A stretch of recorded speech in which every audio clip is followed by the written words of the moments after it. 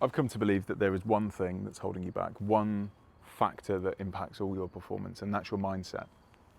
Now, you might disagree. A lot of people would disagree with that, in that there's external factors, what about injury? What about environment? What about this? What about that?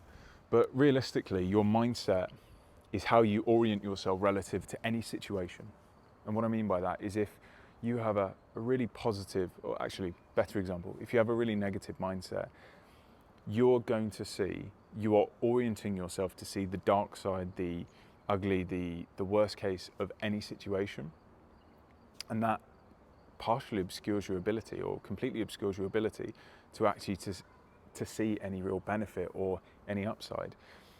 And neurochemically, the way in which we think impacts how, physically impacts our body.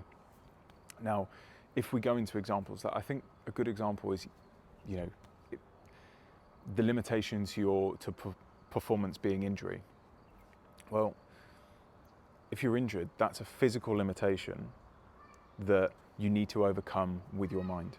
I can speak from deep experience here, and anyone who has had any kind of injury, it is significantly more difficult navigating the mental side of recovering from injury than it is the physical, especially when you're going back to competition or combat sports or anything like that.